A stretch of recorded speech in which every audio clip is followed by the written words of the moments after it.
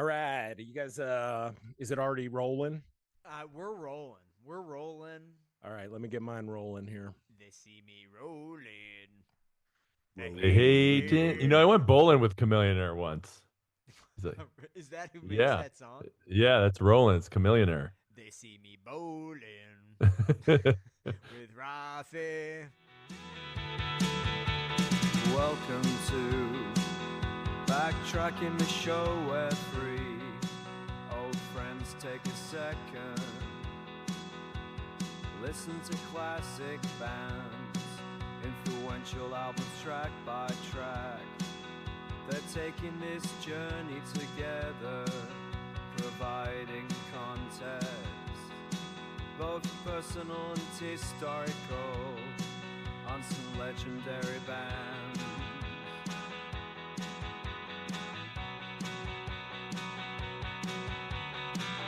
Backtracking is the greatest podcast. Raph and JW and Dan make this podcast every week. Backtracking is the greatest podcast. Get ready for podcast action. Welcome to Backtracking, the show where three old friends take a second listen to classic bands, influential albums, track by track. I am J. William Hall, and hey, folks, I'm here all by myself. I've got the run of the place right now because Roth is not in on this Chameleons episode, and Dan is fighting for his survival right now. It's Hurricane Lala. It's hit Hawaii. Dan is in danger as we speak. I texted him. I said, Dan, are you okay? And, I said, don't be a hero. He said, I can't help it. That's just how I am. And then something about chainsaws. And so anyway, Dan's not here. We're going to air the Chameleons interview that I conducted primarily with Vox, the lead singer, formerly known as Mark Burgess of the Chameleons, and Reg Smithies, lead guitar player, original member. I conducted an interview with him way back in March. It's been a long time. Just the way schedules, it's complicated. The supercomputer, it's crunching the schedules, trying to figure out how to schedule these things. The interview was done months ago. The Chameleons, I know, have been touring. They have been playing the U.S. They've been crisscrossing the country. And so much has happened probably since the interview was conducted. Nonetheless, we are focused on the album Strange Times, which is one of my picks as an underrated album. I've turned Dan into a convert. He is a Chameleons diehard now, if I do say so myself. We're going to find out when we backtrack it. But first, let's listen to the interview. Take it away, J. William, Dan, the Chameleons, Fox, Reg Smithies. Here we go.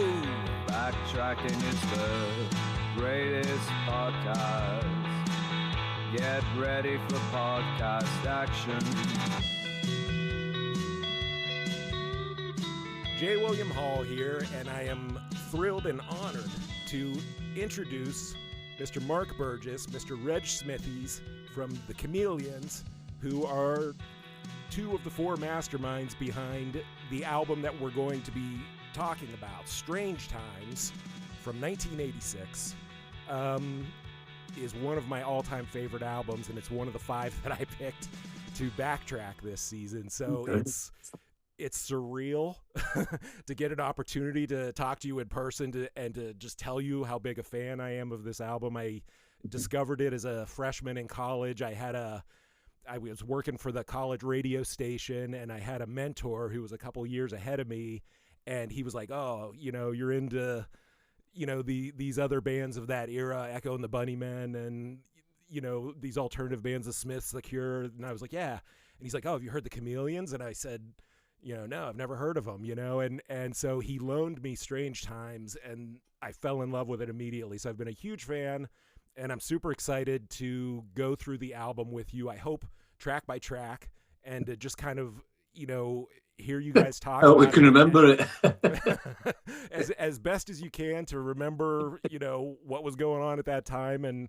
I hope to stay out of your way and let you talk. Well, okay. And I also just saw you a couple of years ago tour this album. You performed it in full. I'm in Columbus, Ohio, so I saw you at a venue here called Scully's, which is just like a little club, and it was probably the favorite concert I've ever gone to in my life. Wow, no way. I went by myself. I didn't have anybody to go with, and I was like, that is the only way to go to see a concert. Like, so you can just be totally enveloped in it, and I just had an awesome time all by myself watching you guys just blow through that album, and it sounded amazing. So thank you for that. Thanks. Yeah, so before we get into the album itself, I was hoping, Mark and Reg, if you could talk through a little bit of like the early history of the band and kind of like where you were in your trajectory at that point, like coming into this album. You remember? Yeah, I can remember. It was the first project that we were doing for Geffen Records, which at the time was quite a big deal. But we were kind of touching on the brink of disintegration even then, really. It was a difficult period. Things going on. You had originally started out on an indie label called Static Records. Is that correct? No, we started on CBS. Oh, CBS. Okay. I think maybe, yeah. So how did the move to Geffen happen? We had a massive fight getting our single out on CBS and on Epic, and didn't really felt they did. The culmination of that was we didn't really feel like they understood what we were about. So we kind of got out of that, and then we went to an indie label called Static Records, because the very first thing we ever had out on vinyl was a track on a compilation album that they put out. So I think it was Dave and the guy who was helping him out at the time, James, helping us out at the time, went to have a meeting with them, and it was decided that we threw our hat in with them. And then that got into lots of hot water when he pulled some like stunts that we weren't very happy about, and we'd been in turmoil a little bit. And then when Kennedy Street got involved with us, this management company got us to extrapolate us from that situation. They were contacted by Tom Zutaut, who he was a kind of a, I don't know if you're familiar with Tom, but he was the guy that discovered Guns N' Roses in the end, and he discovered Motley Crue for Elektra. But his personal taste was a lot more what's the word? Eclectic. Is that a word? Is that the right word?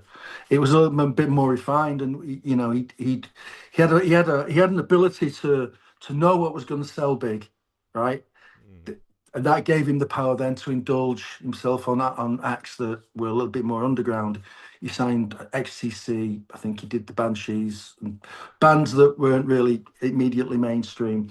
And that and his success with the more traditional areas of rock gave him that power. So this was the first he contacted Kennedy Street. We had a meeting with him. We decided to try Geffen Records, and this was our first project for them.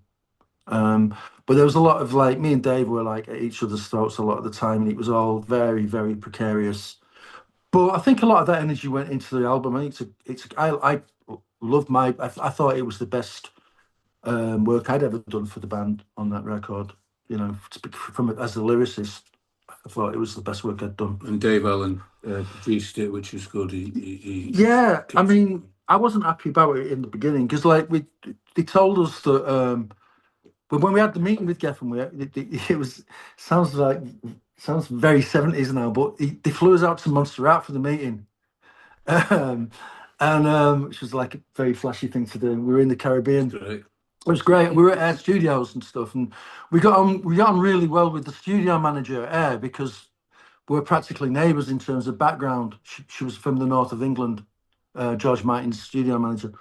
So we were really excited. They said like if you do the deal, you can go and do it at Air Records and at Air Studios. And I was so up for that, you know. And then when we had the meeting with Dave Allen, and that's the first thing I asked him was like, "Yeah, you're a great producer and everything. You've done The Cure, just done It on the Door and stuff." And I said, "But you know, we're going to be looking at it's going to be 5 weeks at Air Studios." And he said, "Oh, well, I don't mind that." He says, "If that's what they want to pay for, that's fine with me." So we went. I asked, we gave him the green light, and then after giving him the green light, he come back and went, "No, I can't go. I'll have to do it in London." And my reaction right away was, fucking then, we'll get someone else. Because I wasn't really thinking about how good a producer. I just wanted to go to the Caribbean for 5 weeks. And so the management had to get me to compromise. Like they said, like, look, go down to this place. Just go down and do it there. And if you do that, we'll buy you a plane ticket to anywhere in the fucking world you want to go. We'll give you a plane. So I thought that was quite a good deal. That was the compromise. And then when I got to the studio in Jacob's studio in Surrey, I mean, that was like one of the best, most recuperative 5 weeks. I did my best work I think I'd ever done for the group. I was fasting for the first 2 weeks. I went on a fast, didn't eat anything, just liquid, just water for the first 2 weeks, and then went on to a vegetarian diet. Stopped smoking. So it was the studio itself was really good, and then very interesting. It was two studios in one actually. So I got to know, I think was it Ken Thomas who produced all of Psychic TV and all that stuff. He was in the next studio, so I got on really well with him, and we had a great we struck up a bit of a friendship and everything because we both had similar ideas about music and how it the right things that make great records and shit like that. So I mean, I had a really, really good time in the end. I cherished that 5 weeks. It was real. I was so relaxed. Did Dave Allen were there goals going into the record where it was like, we want to refine your sound in this way, or we want to change? That wasn't talked about. No. Well, it's supposed to be live when it was supposed to make a live album, really, but it didn't turn out like that. Nah, we had different ideas about doing it, but we didn't really. I mean, we had, apart from what I think there was one or two songs we knew was going to be on it. I wanted to do something completely different with Tears. I just didn't want to do the single version of it. I felt was a bit overthought and overdone, overcooked, and all that stuff. And I'd never heard it like I'd heard it more as a more intimate piece, like the way we did it for Strange Times. And I remember having to fight for that, Did you have sort of contemporaries that other bands that were floating around at the time that you were, you felt like akin to, or you felt like you were competing with, or no, really, no, never. There was never an issue. We never thought about what other bands were doing. We were interested in what other bands were doing. I remember we found, the Smiths had been in there to do some backing tracks. I found a cassette in a drawer of Smiths backing tracks. When I was going through the drawers, I can't remember, looking for paper or pen or something. I pulled this cassette out. It had Smiths written on it. I played it, and it was all these new backing tracks. Their record wasn't out. So we were kind of, remember when we were like, me and John and that, we were miming to it, trying to imagine what Morrissey would do to it, because there was no vocals on it. I thought the record was out. No, it wasn't out by then. It came out around that time. I think it came out a couple of months later. They'd been in a couple of months before us. I think Johnny had been around something like that. Yeah, there was no vocals on this. There was just, and we were like, doing Morrissey impersonations to it. So I imagine what he would do to it. We never thought about what anyone else was doing, really, ever. We were very insular in that way. Was Geffen, was there pressure coming in about like, we got to have a hit single, like anything of that nature? No, there wasn't that. There wasn't like, we've got to have a hit single, but we had an A&R guy in Tom who was a little bit more hands-on than we were used to. He wanted to be involved a lot more than we wanted him to be. I mean, to be fair to him, I was less cynical than Reg and Dave was. They were a little bit more cynical about him than I was because I'd seen his record collection and I knew that he bought all his records, even though he was a big wig A&R guy at Geffen in LA. He actually, because I'd seen him do it, you wouldn't find a record on his shelf that had, promo only stamped on the back of it. He bought every single one of them, and they filled the whole wall. He knew a lot about music. He was very invested in music. And then later on, I know that he did come up with ideas that were really, really good. On the last thing that we ever did, which was the Tony Fletcher demo, which became known as the Tony Fletcher tapes, he did have some really good ideas, but we didn't want him to be. We just, can you leave it He to us, wasn't in the please? band. Yeah, you're not in the band. Yeah, and he was a little bit more hands-on, and he was a bit anal about mixing, and Okay. I remember getting quite irate with him at the end when he was talking about remixing this song or remixing that song, and I'm like, I actually exploded, and I was saying like, it's fucking right as it is. It doesn't need anything else, which is the version that you heard. So there was a lot of tensions going on. Yeah, but it was our first experience in a proper in a proper residential studio. We'd been in a residential before. We did the second one in a residential place, but this was like on a whole different level, man. This was top pro. Did you feel like you kind of already had sort of an outline of the album and the group of songs that were going to be part Well, of we've it? been doing some demos and stuff. We've gone to the Lake District and done stuff there. Then we've gone into the Middleton Civic Hall and done stuff there. They're very rough, though, aren't Yeah, it's rough. We had a rough idea of it. We had like an 8-track cassette machine, like a Fostex 8-track, and we had this. We hired this church. We got out of town, tried to get away from, because we had a lot of personal distractions going on in town that were like getting in the way. So the management moved us out to this like semi-rural place, and we hired a church hall where we had the gear set up. We had the church hall for a couple of weeks, I think. And we'd go in there and we'd just jam every day, and then we'd kind of have some of the ideas down on a Fostex so that we'd remember what we were doing, and then we compile that. And I think the last thing to be did for it was Swamp Thing, because I think the producer and were like, we still don't feel like we've got that killer song, So we were rehearsing at our local civic hall by that time, and that's when I said, well, this thing that Reg has done, this like kind of like swampy bluesy kind of riff that me and John were like running around that I've got an idea for. We started working that out between us, and then we had something. And when they came back then and said, like, have you got anything else? And we said, yeah, we got this. And that was it. That did it. Is that generally how the band we knew? worked? I mean, that was before the work on Strange Times, but it was like that was going to be like, we'll do an EP first, and then we'll do the album. And we knew that something was going to be. We knew that we weren't going to leave something off the album.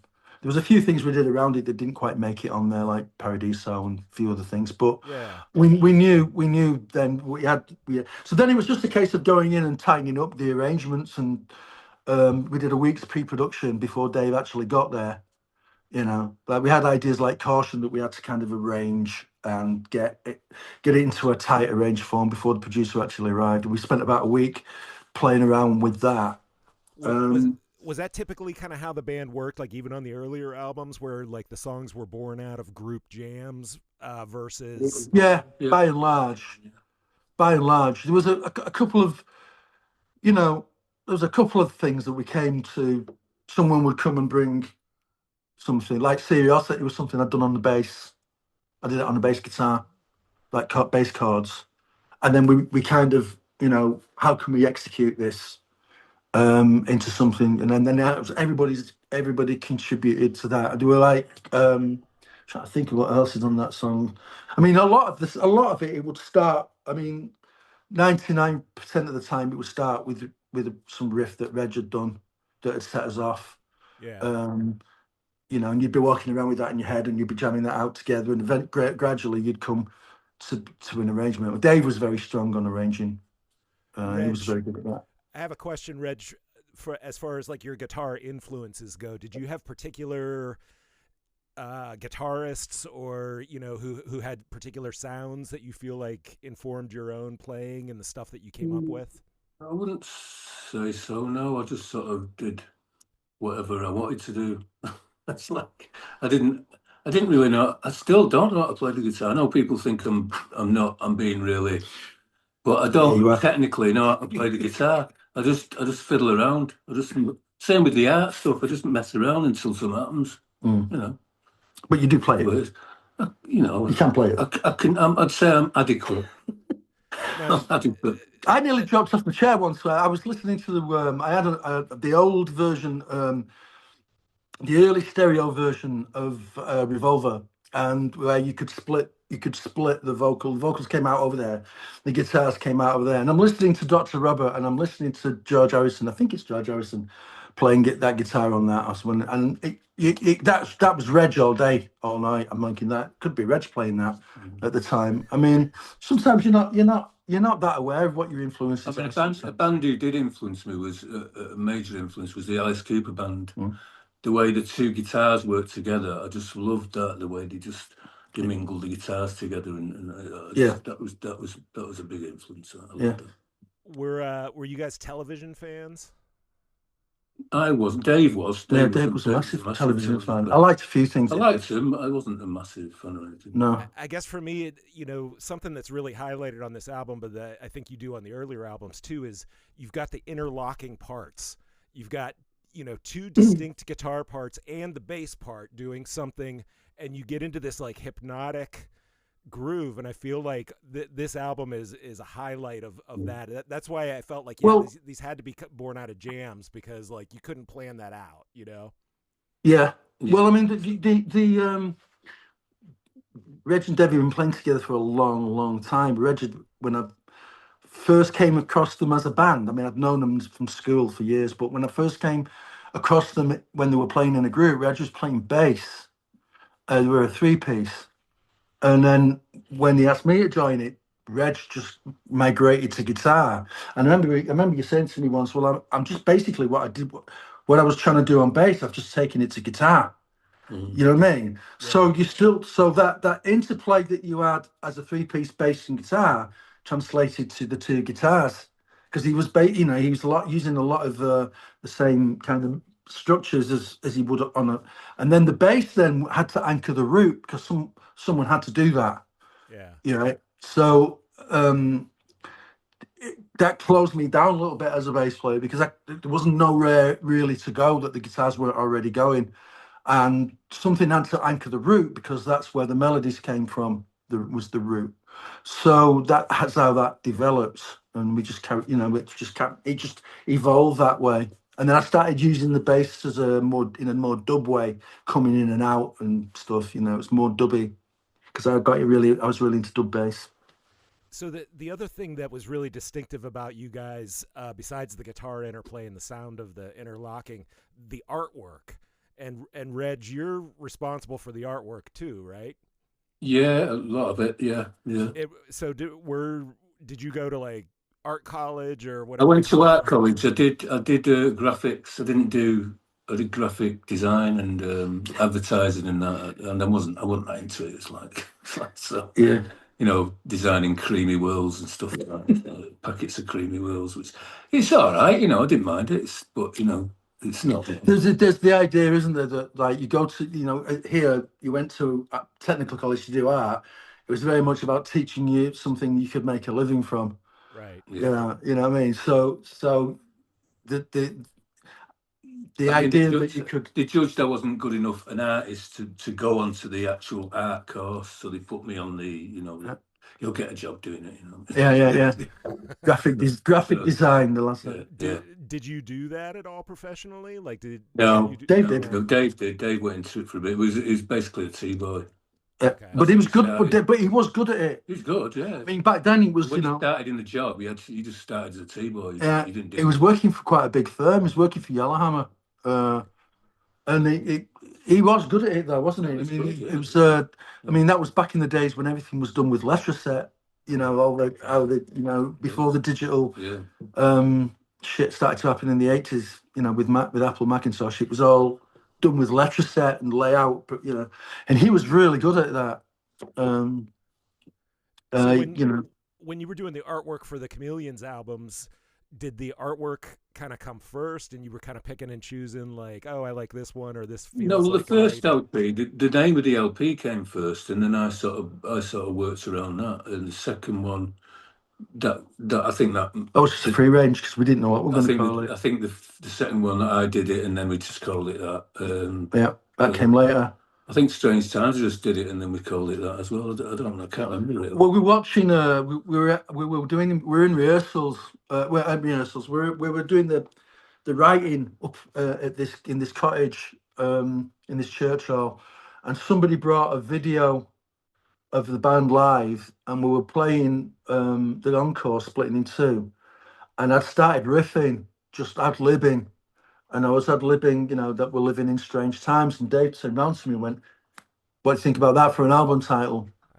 And I'm like, "Yeah, okay, that sounds good, So it was Dave that spotted it, really, because I was singing it at the end of, we used to cover Splitting in Two by ATV. I can't remember whether that came first or the LP. No, that came first. And then I did the cover. Then you did the cover, yeah. And that cover nearly didn't happen because Tom, Tom Zutaut, yeah, he said, I says, "Oh, I've done this cover," and he went, "Oh, let's have a look at it, but I think we're going to go with something else." So I went, "Oh, okay." So anyway, so we looked at it and he went, "Oh no, actually, we'll go with that." So it was all right. Yeah. Well, I think it's super cool because it's different. Like, most bands aren't able to retain the same aesthetic, throughout their catalog. But by virtue of a band member creating the artwork, I think you guys have done that, and I just think that that's super cool. It just adds to the whole package, Mm-hmm. But do you think we should get into the track by track and start going through the whenever album? You want. Yeah, yeah. Okay, so we're kicking off with what I think is one of the great side one, track ones of all time, Mad Jack. And I know that this song began. There is a demo version of it floating out there called Bobby Moore's Wine, and I had to Google Bobby Moore because I didn't know who that was. He's a famous footballer, yeah. Yeah, it didn't mean anything. We used to give them really silly working titles. We had to call it something. When we were writing them, we had to call it something. So I think it's John, wasn't it? It was John usually that gave him the working titles. Because he was like Bobby Moore's Wine. Yeah. That's all sorts of nonsense. Tastes like clean old pine or something. Yeah, something like that. Just so that we knew where we are with them. But yeah, I mean, there was the elements of that demo version that I really liked.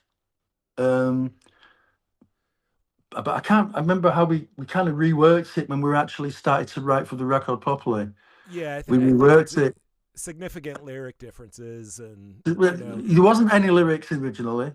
I mean, on the demo there isn't any. I'm just I'm just singing anything. Well, that's how we normally start. So that's it. We'd come up with this idea, then Rox would start just singing anything over him just to get a melody, and he might remember something.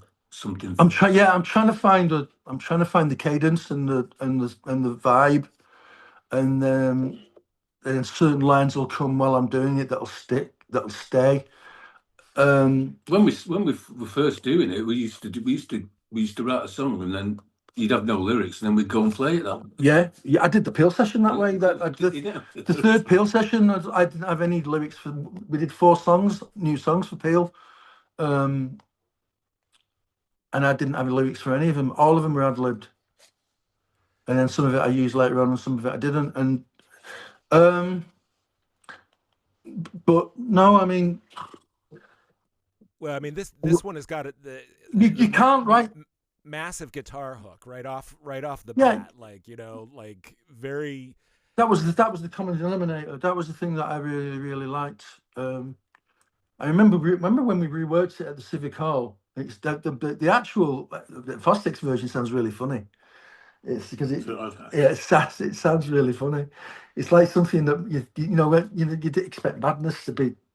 Yeah, it's, you see Madness in the line doing that mad conga thing that they do. Yeah, because it was a sketch, but I like the other version as well. And when we play it live now, I combine the two. Oh, okay. So Yeah. who is Jack? Is Jack a specific person, or is it No. kind of okay? Well, the Mad Jack Don't Look Back came from a dream that I had when I was a child. I had this, I had this really vivid dream. I don't remember many dreams that I have. Maybe I can count them on one hand. The memory of dreams that I've had that have stayed with me. This was one of them. I'm not going to get into what the dream was about or anything, but a feature of that dream was a load of children chanting that. So that was always been in my mind, you know. And it didn't. It was it.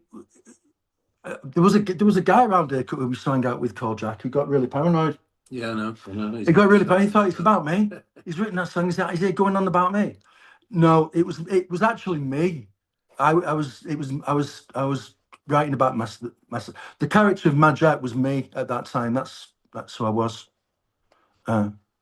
So it stayed with the theme because like all of the themes on that record came from kids that I went to school with. That's suddenly, coincidentally, if you believe in coincidence, I don't actually, but around that time leading up to it, I started bumping into them again years later, you know, all these different people, and where they were at dictated some of those themes in that song. Some of them were junkies, some of them were like, married with mortgages on Hereford Way over on Borshire. Some of them were all different. Some of them were dead. One of the things I was thinking about as I was listening to this album and looking at the lyrics and stuff is that I feel like there's something very British or about this album, like in the same way that like Ray Davies or a few years after you guys, like the Britpop group, where there's sort of like social commentary or singing, or telling tales, telling stories about what's going on locally. And like, I feel like this album is chock full of that kind of storytelling. Yeah.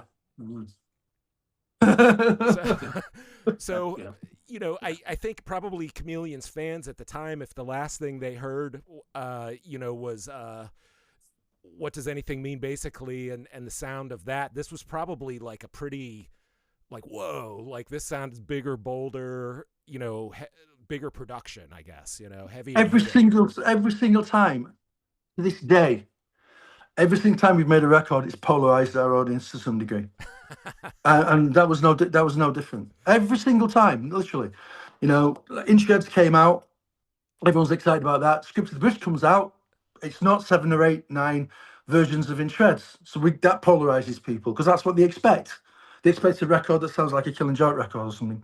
Yeah, that's not what they got. Then when the second album was the same, it was like it's only the only reason it has any similarity at all to Script to the Bridge is because there was songs on the second record that didn't make it onto the first one. They were rejected in favor of the ones that were on it. Yeah. And then when we came to do the second one, it was a contractual obligation, and we didn't want to give the guy any new songs, really.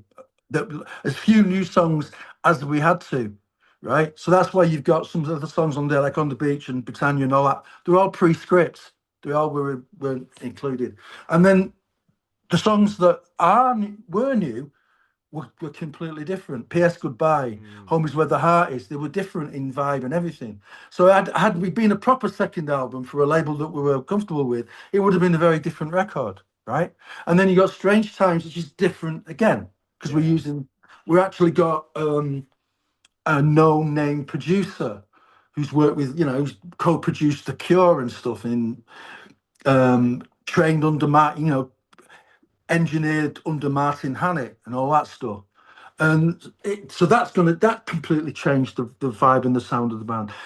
It's happened every single time we've released a record. People haven't got wholly what they expect to get. They get something that they don't expect. Yeah, and, throw curveballs. I think it's awesome. You know, like you Not keep consciously though. It's not. We don't sit down and consciously go, right, we're going to do something. We don't even think about it. It's just a natural evolution. We by pleasing ourselves, right. we don't want to repeat ourselves too much. We don't. I would say to Reg, I don't want to do another song like Up the Down Escalator. We've done it. Yeah. Want to try and mature and evolve, and that's what we've always done, I think, Well, naturally, without having to think about it. Sorry, I'm getting to track two. Track two, Caution. This would, I think, qualify as well as like new territory for you guys. Yeah. Like this is just like a full out, epic Yeah. jam. 7 minutes 46 seconds. Yeah.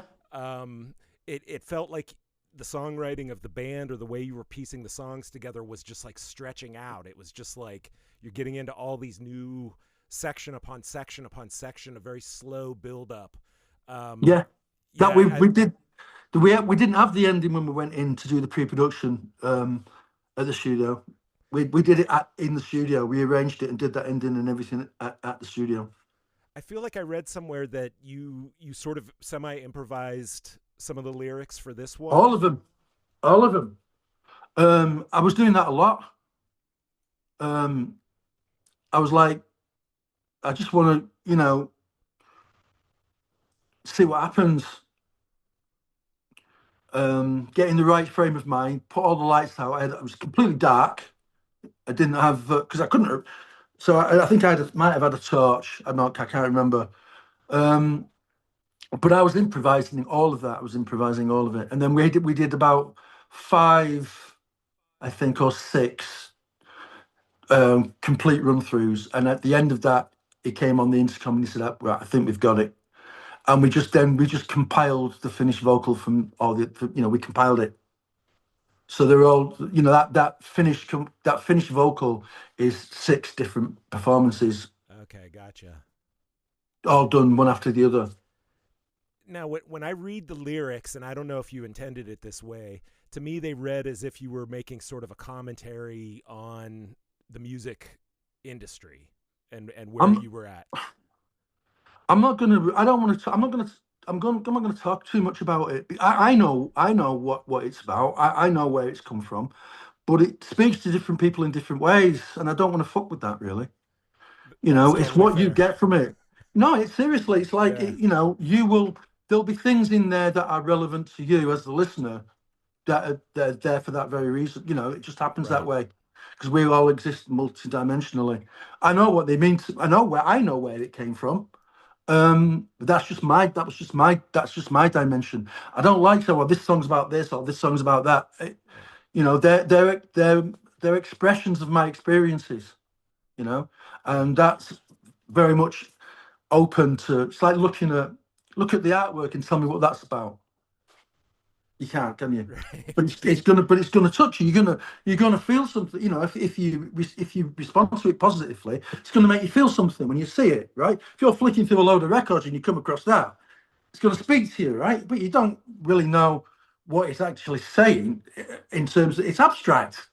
Yeah. Right.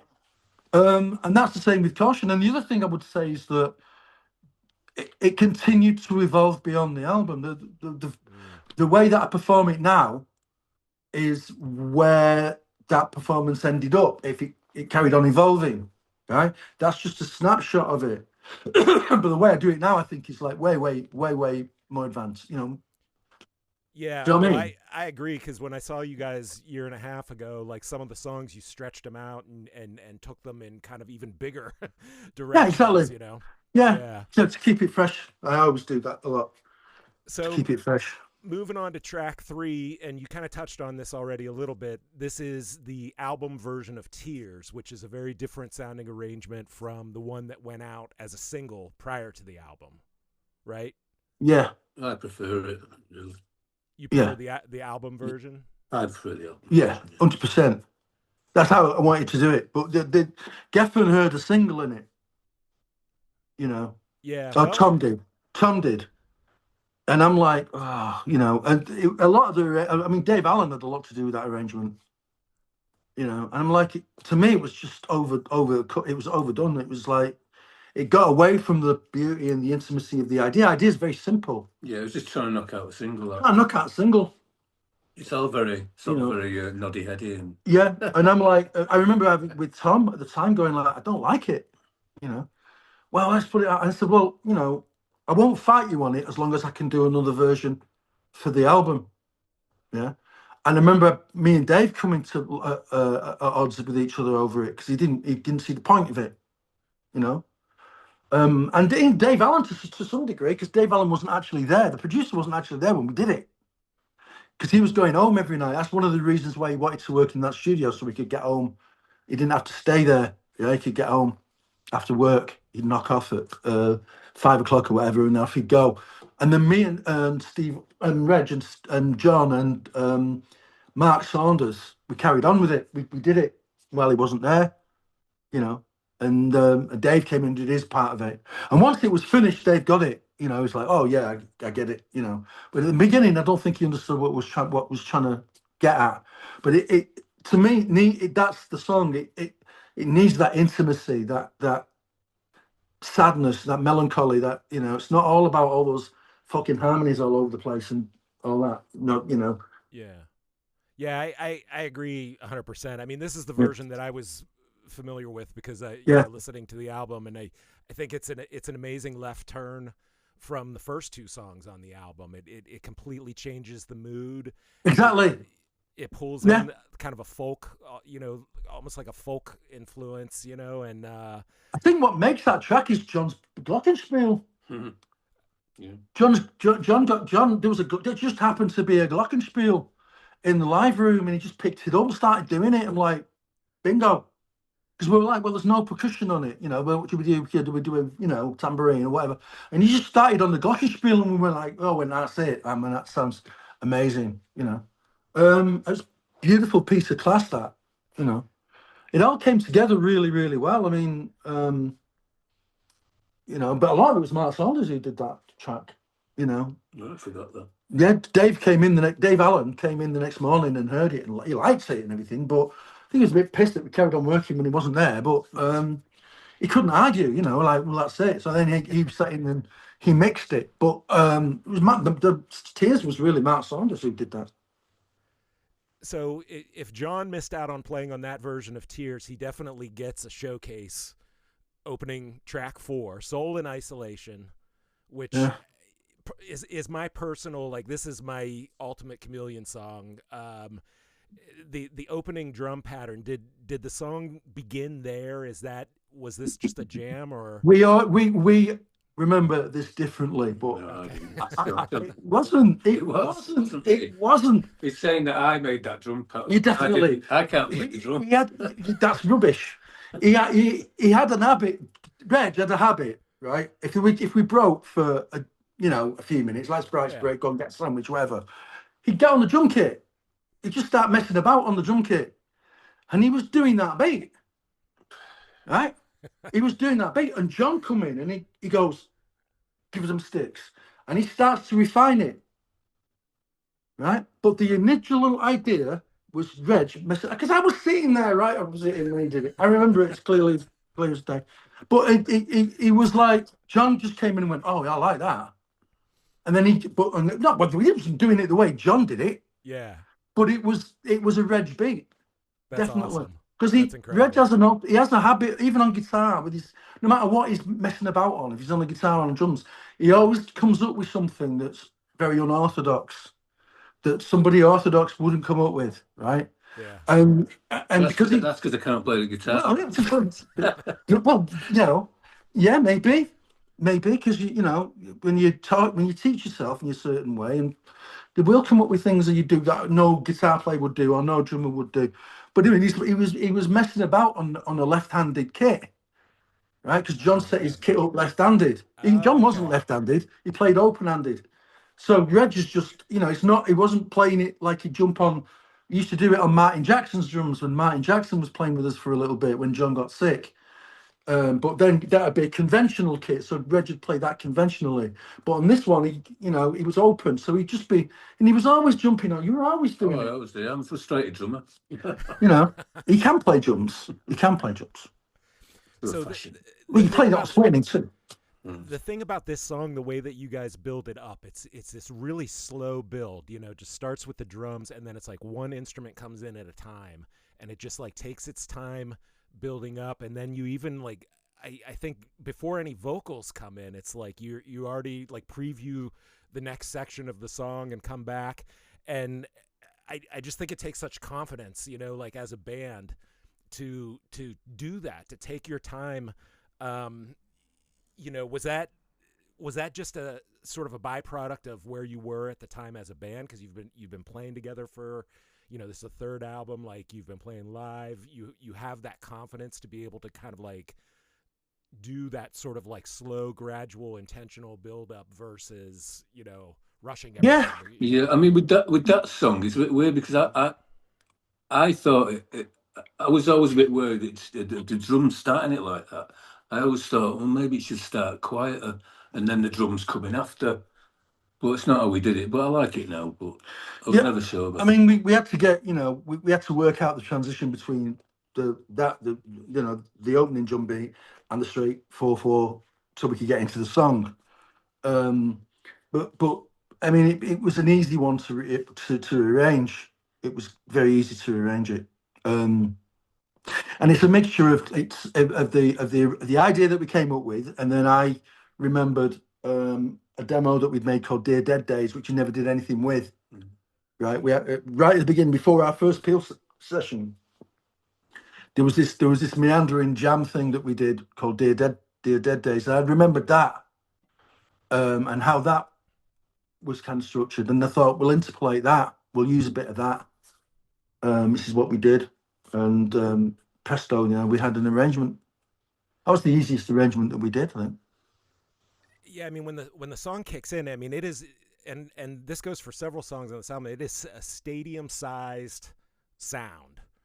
You know, like it felt like this song was meant to be played, you know, in stadiums. I mean, was that sort of like a conscious thing on the band's part as you were writing? No, we're just trying to create an atmosphere. We're just trying to create. It's just about creating a vibe and creating an atmosphere for the piece, and then that determines the theme. Yeah, because I'd work with the band. We'd all work together to get an arrangement.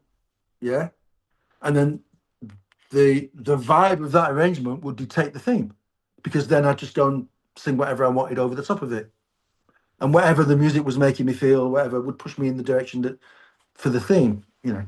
Yeah.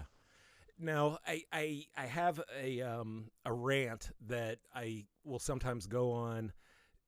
The Arcade Fire stole the one section of this song. Do you know what I'm talking about? No. You're familiar with the band The Arcade Fire? They came out, of course. In the early 2000s. There's some song off of, I think, their Funeral album, where they kick into like an instrumental jam sort of section, and it is Soul in Isolation. You can sing the song over top of it, which I've done, you know, and I was so outraged. I ranted to my wife. I was like, listen, you know, I'm singing, and she's like, I don't know what you know, I don't know what song you're singing. I'm sure it's accidental. I doubt it. But, I mean, you know, people get a real bee in the bonnet about this shit, don't they? It's like everybody fucking steals with everybody. I was ready to fight on your behalf. There's no such thing as. I don't think they did anyway. I think it's just coincidence, you know. It's probably just a coincidence, but I mean, even if it wasn't, you know, well, it gives a shit, you know. I mean, it's not Soul in Isolation. They're not, you know. I've heard things. I mean, I heard something quite recently, last year, something from a new band, and it was like know, it was Don't Fall All Day. But that's something that's good. It's a good thing. If you're influencing people to pick up guitars and play guitars, it's a good thing. And everybody steals off everybody. Everybody borrow, you know, they put it more politely. They borrow it. They borrow it. But everybody fucking steals. And there's no such thing as a completely original song. It's like, you know, it's like saying movie scripts they can come down to like 5 fairy tales. You can basically, every pitch of every movie can be reduced down to like 5 fairy tales, you know. Cinderella, Snow White, Jack and the Beanstalk. You can put them, you can reduce them down to those 5 basic things, and it's the same with music. You could play. I could play you 4 chords and sing 6, 7 songs over it. It doesn't matter really. That's it's. What record are you talking about? which outfit? No, because I know I've never. It's never occurred to me, but I know that I've listened to them loads, and I've never heard anything I thought sounded like it. Yeah, I mean, you can sing "Waiting for the Man" over up the down escalator. It wasn't intentional, but I remember this because I'm thinking, it's a very very underground idea, and I'm thinking actually you could probably get away with singing "Waiting for the Man" over that song. You should do it. Yeah, maybe. So that's the end of side 1 on the original running order of the album, and then you flip the record and it opens with this weird ass guitar riff for Swamp Thing, which I think you had said earlier it has like a bluesy sound to it, which again is something that hasn't really been up front in prior Chameleon songs. How did that riff come about, and how did that song come to life? That was just something I used to play. I'm not even into the blues or anything really, and when we started using it, I was thinking, it's just a blues. We're not a blues band, but we. I heard him jam. When I heard him jamming it with John. I came into the church hall and he and John were running around it, and I'm like, fucking love that, and that was going around my head a lot, thinking about that. What would I do to that, and that's when I'm thinking when I broke it up, with the bass. That's when it started to take structure, and then I had there was a bit that I had in my head that I think David come up with it originally. That the chords for that chorus. Right, he'd been playing them on guitar, completely different way, but he'd been playing them on guitar. He'd been like in those moments when you just messing around between in rehearsals. He'd been playing it, and that stuck in my head. And I'm thinking, whoa, those two go together great. Yeah. And we start, and then when we were at the Civic Hall, Dave couldn't remember even doing it. He's like, I don't remember what you're talking about. I said, well, don't worry about it. This is the progression, right? And then we needed a middle part, and I remember doing that. Then that's me all over. Right, yeah. Those stabs in the middle where it goes into the stabs, being up the pieces. It's just like that's where that goes. And that was it. We had it. It was done. It was very quick. We did it in one afternoon. Once I could hear the parts in my head, we all got together to jam it, and everybody liked the idea that it took us like an afternoon to do. I think even because they came back, Zutaut and the producer Dave Amell, and they came back and said, right, and we said, we've got it. We've got this, that song that you said is missing from it. We've got it. And that was, it was obvious that, that was the big song, And this was released as a single, right? Initially, yeah. How did the title Swamp Thing come to be applied to? Working title. Okay. It was a work because that's that sort of Louisiana kind of lazy blues swamp kind of groove. It was the working title, and I just thought, why change it? What for? Why do we have to give it some pretentious title? Just that'll do. I was surprised when it did all right, actually. It did well in the clubs. It did well in the clubs. I used to go to the clubs in Manchester and it'd come on, and everyone would still go to the dance floor, and I'm thinking, what's this? Why are they dancing to this? This is weird. Yeah, still. To this day, that happens with younger people. I didn't expect it at all. One of the things I was most surprised about when I went to see you guys in Columbus a year and a half ago was how young the audience was. Yeah, and they knew the songs. They weren't, they were singing along and everything. I think it's the raiding the parents' records collection. Well, they play. I think we've always been a musicians' band. You'd be like when the younger guys come and listen to us, and my first question is, "You play?" Oh yeah, we've got a band. They're all in bands. Yeah. So I think that's an attraction as well when the when they're learning to play or they're starting to play. We're a real musicians band, but we've had people come in as young as 9 or 10 years old with their dads. I met one at 14 last year, and obviously one of the. So I just said, "Oh, so he was with his dad." I said, "So your dad brought you?" And his dad went, "No, he actually brought me." He was saying to his dad, "I want to go and see this band, but I'm not, I need an adult to come with me." And his dad went, "Yeah, fine, okay, I'll take you." And then he was the kid was the fan, the father was the drag along. Well, Stephen, who plays guitar now for us,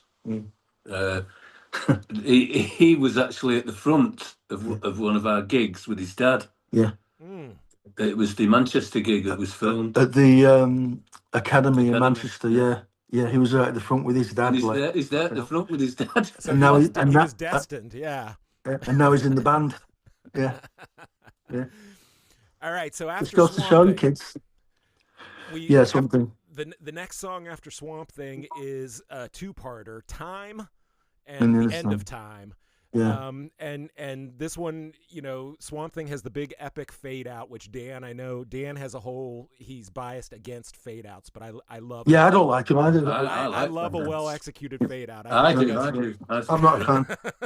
I like him. But then it fades out, and then you've got the click off. 1, 2, 3, 4, bam! You're right. Everybody's coming in on time. So the opposite of prior songs on the album where they built slowly. This one, just everybody kicks in simultaneously. Yeah, I don't remember much about this song. I don't know whether I had anything to do with the writing of it or not. I don't. Yeah, you did. We were at the again. We did it at the Civic Hall on an 8-track Fostex machine, and it was half of something I brought and half something that Reg had done. Which half had I done? I can't remember it. The chorus parts. And I was doing that bass riff over the top over what you was doing. Right. That became the chorus, and then the time part was I'd done it on an acoustic guitar to start with. I was doing it, and it's just like C, E minor, A minor.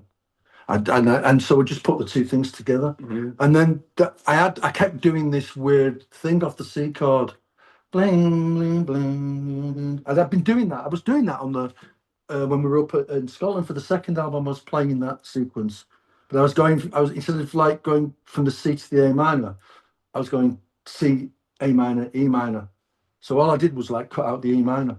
So it's the same. It's hard to explain. I couldn't tell you what variation of C that it is, but it's the variation of C that I was doing a lot, and that's when we decided to do that. I've done it a couple of times as well. It's not the only time I've done that. I've kind of played around with doing that.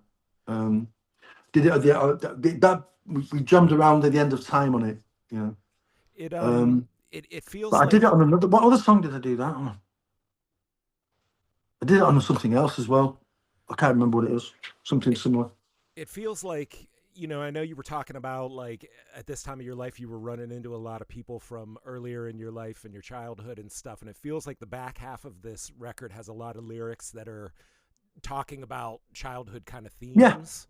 Yeah. And so. Well, it's like I met people who had these big dreams of what they wanted to do, and they just gave up on them. They didn't even try and pursue him. And the point I was trying to make was, you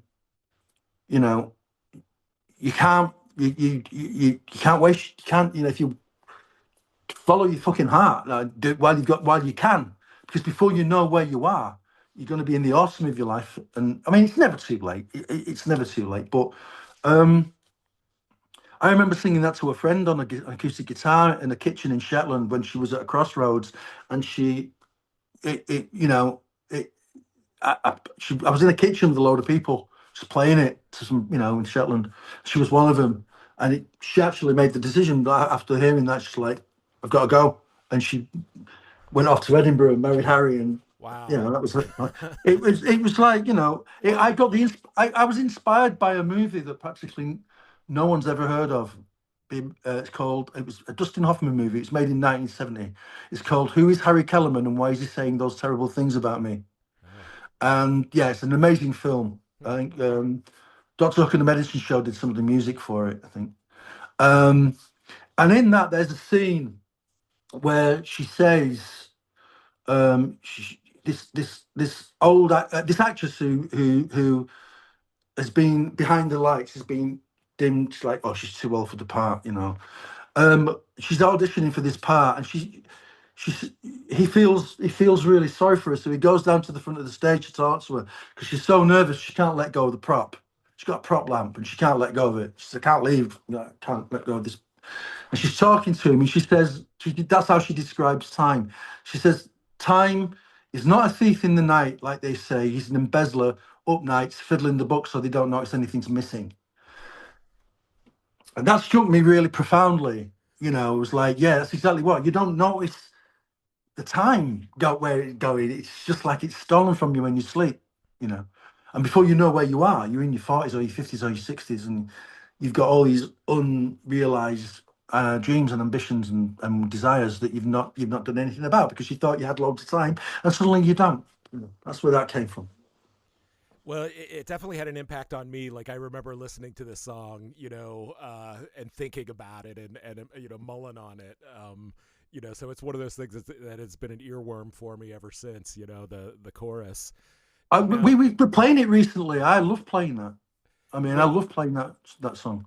Was the coda section, the end of time, was that always part of the song, or was that something that you you know, decided to do when you were making the album? I always wanted to do it. Like I remember, I actually wanted to play it, but the producer's going like, "You're not good enough to play it." Yeah. So, why can't you just be content with being the fucking singer and the bass player? Why do you have to play guitar? I'm like, yeah, you're right. You know, like the guitar players play the guitar. I heard those chords coming out of it, that kind of diminished C and the A minor. I heard it.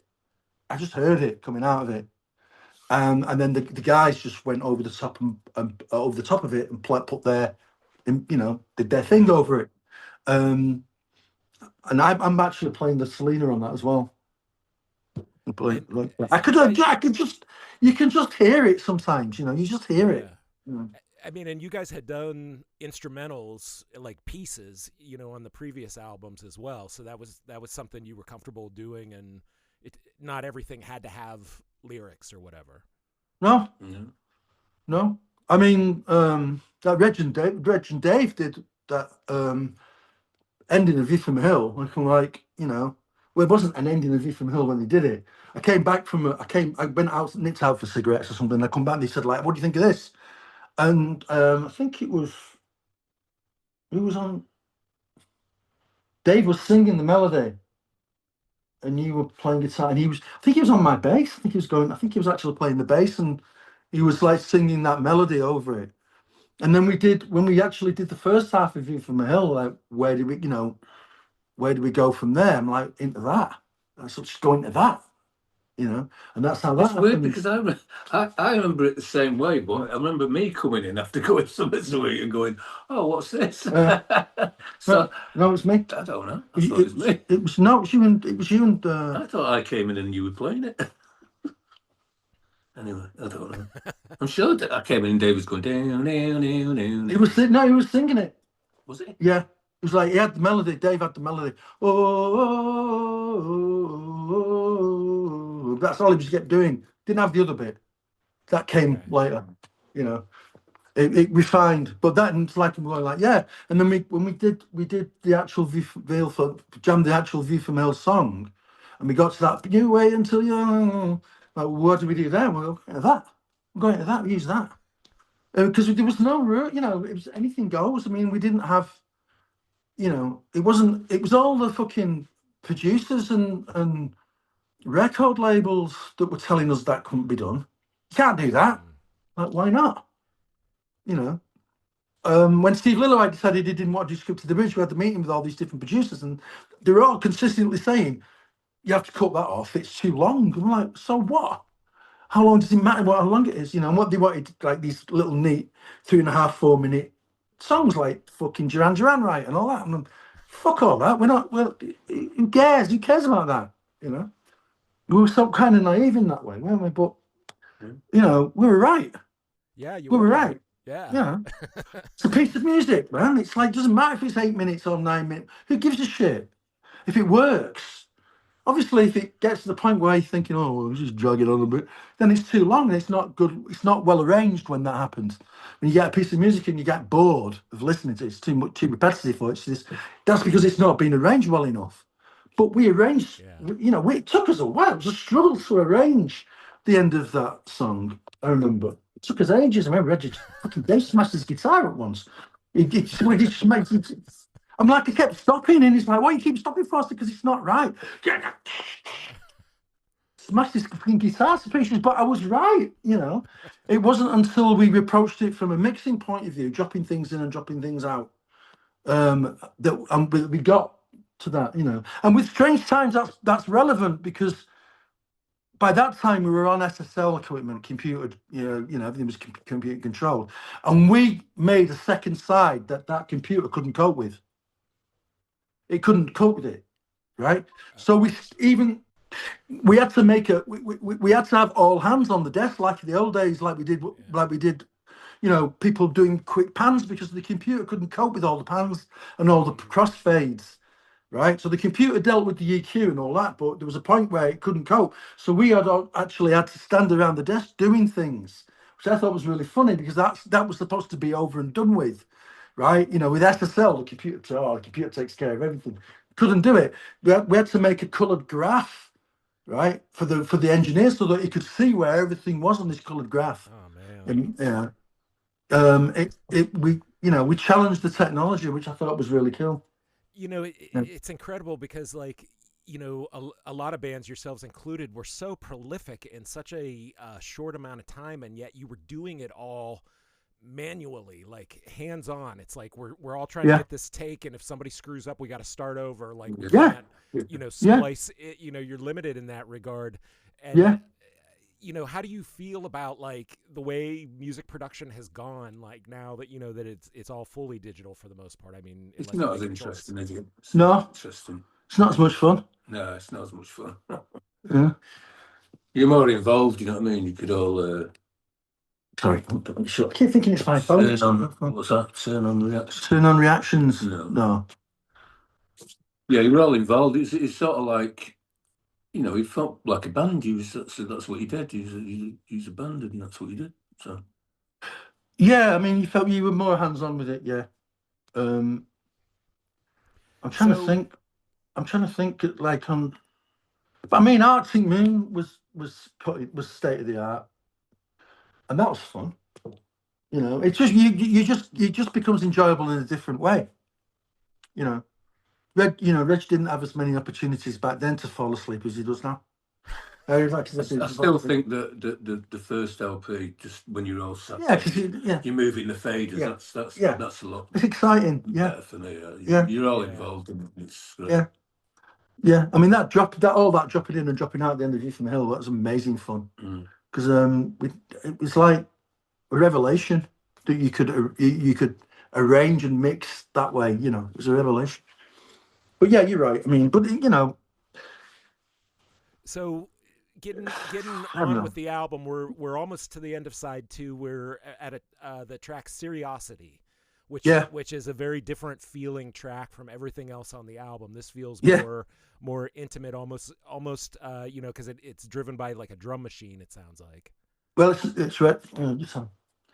Oh, that's me. That's me. That's my voice. It's a human beatbox. Yeah, I did mic there and the mic there, and it was going. Oh, really? I never would have guessed that in a million years. I always assumed that was a key, or you know, some kind of beatbox device. Yeah. Most people do. It's a human beatbox. So did you kept that up through the entire song, or did you loop it? No, I didn't loop it. We might have had to stop now and again and start again. But... Drop-ins, probably drop-ins. Okay. Yeah. Wow, that's impressive. That's endurance. Yeah. And that was done. I did that on bass. That was something that I did on bass chords. That was a bass chords and then two string strumming that we just translated to that because it didn't really work on bass chords. Mm.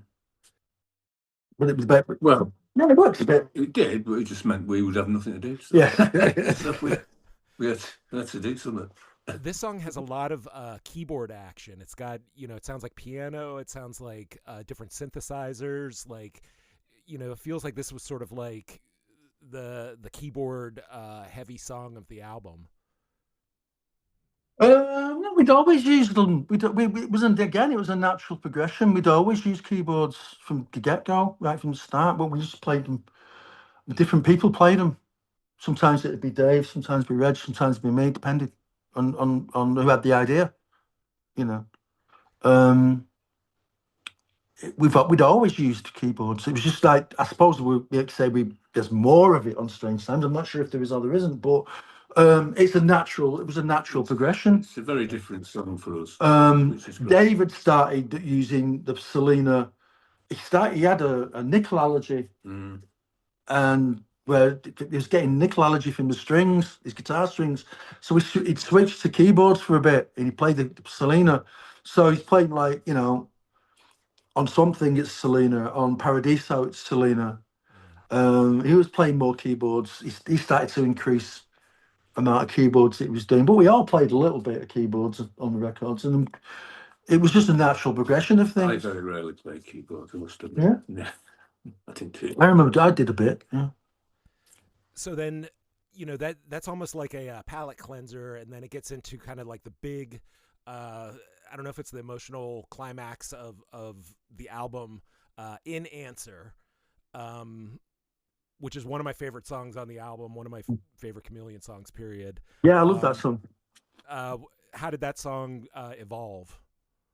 Same as all the others, just we jammed it out in a rehearsal, and we couldn't quite get it. I'm trying to think of the time frame. Oh no, that was post. The first time we played it was at the Paradiso in Amsterdam.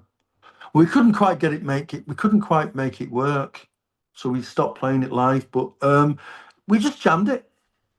It just became a jam. It was a jam in the rehearsal room. It's simple as that. Was there any talk about this song being a single? No, I was never talking about being a single. No. It should have been. I mean, we play it now. We play it really well. Yeah, I mean, it was very memorable for me hearing it when you guys played it live. But for some reason, originally when we did it, we couldn't play it. It didn't work. It didn't work. We couldn't get it to work. Whether we weren't tight enough or what, I don't know. But we couldn't get it to work, so we stopped playing it. We played it a few times in '86 when we did the. I remember playing it at earlier than that. I think we played it in '85 at the first time we played the Paradiso. Very first time. And then we just stopped playing it. I don't know why. We couldn't really make it work. I love playing it now. I think it's got more dynamic now than it had then. The next song, Childhood, I think is also like a really strong, like it sounds like a pop song. It's possibly the jauntiest Chameleon song. It actually has sort of like a swing and a groove to it, in a way that I think, most of your other songs don't have, Well, that's got its origins really early in Cargo, with me and John messing around on what were they called, those little keyboards? Casios. I was playing this progression on the Casio, and then John was going do do do do do do do do do over the top of it. Do, do, do, do, do, do, do, do. And I remembered that. So when Childhood came together, I worked that in. You've have to hang on to your child to sing. It's the same sort of same progression, different rhythm, same progression, and a little bit of that melody that John was doing on the Casio. And then, you know, it just like it would happen that a bit of a song would develop over here. Then Reg would come and say, "I've got this riff. What do you think?" And the things would just naturally fit together. That happened a lot. That happened a lot. And then this one builds to, like, you know, you've got a lot of voices at the end. It's almost like a big choir with the overlapping. It's an emulator too. It's New Order's emulator too. We borrowed New Order's emulator too. And I'm playing the choirs over the end of it on an emulator too. It was an instrumental that Dave did on the guitar, and then he did, you know, he built that up with his EBO and all that kind of thing. And then I put the choirs on the end of it on an emulator too. Yeah, we thought the emulator too was the greatest thing we'd ever fucking. Yeah, and we borrowed New Orders. We borrowed Pete Hooks. You know, I feel like the lyrics for Childhood, again, I know you were, you know, obviously reflecting on childhood, but yeah. I feel like there's a feel to this that does feel almost like a proto Brit pop kind of vibe. Like there's something about just the jauntiness with sort of the combination of some of the lyrics, like, you know, reflecting on life growing up in the UK. And well, it was just like I said, I was meeting all these guys that were they were in their early 20s, and they were already married with a mortgage in a you know, they'd been sighted, sewn them up, and they were living a middle-aged life at the age of 23, 24, and I didn't want that, you know. And I was at the time, that was another thing, was the fact I was engaged to a local girl here in Middleton, where I grew up. I was engaged to her, and that's what she expected us to do. Right? Settle down, get married, buy a house on Hereford Way. That was the yardstick of success for it. And I'm like, I'm 24, I'm 25, whatever. I'm 25. I'm 25 years old. You know, I'm still a kid. You know, I'm gonna like raise kids when I'm still a kid myself. You know, and that was that element of it. You know, and I was kind of like, I was a bit cynical about it. You know, my life is a Milbury's home on Hereford Way. You know, it was like suburbia, you know, like that's something that you envision for yourself when you're old enough and mature enough to take it on. You don't do that when you're 24, 25. I don't, anyway. I know a lot do. A lot do. But, you know, you're going to raise children when you're still a child yourself. You've got to be an adult first. You know what I mean? Right. And I definitely wasn't one. I've not been one for most of my life. It was only fairly recently I grew up, really. Well, have you? So then that. Sure, that's you anyway. That song, after you have the big sing along at the end, and then it slides into the proper end of the album, which is "I'll Remember," another instrumental.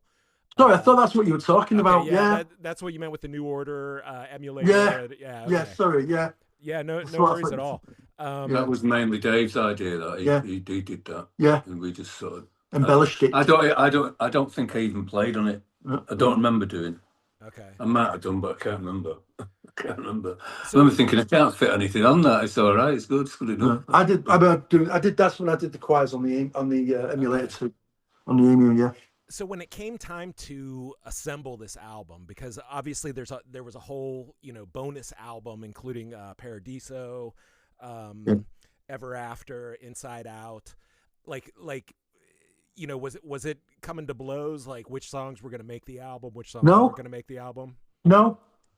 We'd have downtime between, you know, they'd be saying like, right, I don't need you for a bit, and we'd go off and do these like madcap things, like crazy things, just jams. Ever After was me and Reg jamming. Dave didn't even want to do anything on it. He didn't like it, did he? Ever After, he was like, I can't hear the song. He did play some on it. He did in the end, he did, but he couldn't. He's like, I can't hear the song. So we never finished it. We didn't take it seriously. John and Only Dancing was just something that we did for a laugh. John's playing his drum cases. He's not even playing drums. His drums are packed away. So he played his percussion on his drum cases, right? Yeah. Just to do it, because we're just having a laugh. We didn't even know that Dave Allen was recording it. We didn't, Okay. and he just come running in. Right, I'm going to record this. I'm like, whoa! So I've been listening to it. We're going to record it. And he sets up ambient mics in the room, and John's playing his drum cases, like rockabilly drum cases. Yeah. And then a few things that we were talking. I didn't want to try to do splitting into. I didn't want to do it, but we had to go with it. Yeah, it didn't work. And then and Tomorrow Never Knows the same. It's just like it was just something like that belonged on a live stage. It didn't really belong in the studio or something like that. So they're just like things that we did around for while we were in our downtime. Yeah, but that material was never really intended like to go on the main album. No. Okay. It's interesting because, you know, the way that I heard the album originally was I made a cassette off of the vinyl, and whatever issue of the vinyl that my buddy had, it had that second album with the additional tracks. And so I've always kind of heard them as like a part of the album, but they weren't really. No. What I'm hearing. Yeah. Yeah, no, they weren't. No.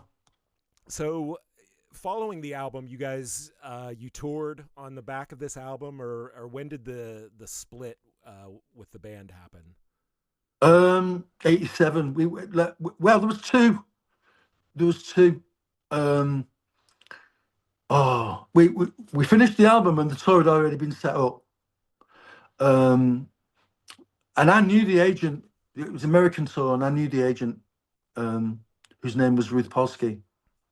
I knew her personally, and we'd met a couple of times in Manchester because she was very close to Factory Records, so she'd been in Manchester quite a lot. So when she was in Manchester a couple of times, I had lunch with her and stuff. And she'd done that tour, and then she was killed accidentally in New York. Oh no! Yeah. She was outside the Lab nightclub in New York. She was hit by a cab. Ooh. So we were on the UK leg of that when we got the news that Ruth had, that had happened, and that the tour was obviously, cancelled. And I was having a lot of internal struggles and stuff like that, and things were going on that I'm not going to get into, but it was very tense and very, very intense, and very, very intense for me. And I decided at the end of that tour, as it went, because I actually had a breakdown on stage at the Paradiso in Amsterdam, where they literally dragged me off screaming. So I'm like, I was in a bad way. My mental health was really bad. So I decided I was going to take a sabbatical. And I'm like, I'm out. And I bought a one-way ticket to Jerusalem, and I stayed out there. I was out there for about 3 months. But I remember Reg having this conversation when I told him I was done. I said, like, well, I'm out of here, man. I'm done. And me and Reg were in the car park. He's like, well, how long are you going for? I said, I haven't got a fucking clue. I don't know. When I'll be back, I don't know. And I didn't. I genuinely didn't. No. So I went and did that. And then so I came back. I got back at Christmas, right? Back to England at Christmas.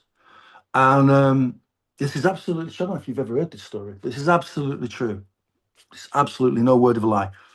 I get back from England and I'm sleeping and I have one of the other dreams that I'll never forget, right? That'll stay with me. And in this dream, I'm in this big venue with seats, and there's a band's crew are setting the stage up. And I'm thinking, oh, right, I wonder who's playing. So I sit down in the stalls, and I'm sitting down and I'm watching the crew set up, and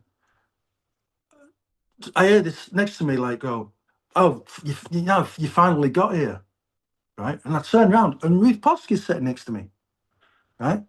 She's got a leather jacket on, she's got a polka dot scarf around her hair, she looks great. She's in blue jeans. And I'm like, Ruth, I'm like, oh, wow, great to see you, look great. And she said, like, what's going on? I said, like, I'm waiting to see who's playing. And she said, well, I'm hoping that it's going to be you. And I'm like, and I start laughing, and I'm like, oh, I'm out of the band. I said, I've left the band. She said, yeah, I know that. She said, but I worked really hard on this song. It's really great. And I think I really, really want you to do it. She said, like, would you consider doing it? And I'm like, well, I said, I don't know how I am with you. I don't know where everything's at. I said, I've only just got back from, and I'm actually having this conversation in a dream, not realizing that I'm dreaming until, right? And she goes like, well, will you promise me that you'll think about it? And I said, of course I will, because we were friends, right? I'm like, of course I will. I'll think about, of course, if they, yeah. And then I went, hang on a minute. Wait, whoa, time out. They told me you were dead. And she said, oh, yeah, I am. And I woke up. So I'm like, fucking hell, that's weird, right? What a weird dream, right? And the phone's ringing, right? So the phone's ringing, and I picked the phone up, and it's this our kind of like makeshift manager, Tony Fletcher, and he goes, I heard you got back. I said, yeah, I got back a couple of days ago. He said, will you come in for a meeting? We're putting a meeting together. Will you come in, at least just talk about it, right? Because he'd been fighting my corner, and he'd like these people that wanted like Kennedy Street and all that, they were moaning about I'd walked out and all that. And Tony had been trying to say to him, look, man, he's been doing this for his entire 20s. Give him some fucking space. He'd been fighting my corner, Tony. So I'm like, okay, yeah, I'll come in and have a chat. And I go in and they're all there, right? They're all there. And I walk in and they said, like, this tour, Ruth Pollitt's come back, somebody else has taken it over, but it's Ruthie's tour. And it's a really good tour. And we really want you to, will you do it? And I went, yeah, all right. And then I was like, didn't think it was going to be that easy, I don't think. But it's because I'd had this dream like the night before. I'm like, this is too weird to be coincidence. That's amazing. Yeah. Isn't that weird? Yeah. Yeah, very weird. That's absolutely God's honest truth. And so that gave you the impetus to keep going and do the tour, and then you guys wound up releasing an EP. I know that Tony Fletcher then unfortunately passed away sometime in that ballpark as well. Yeah. 87. Yeah. Following year. So the late that year, yeah.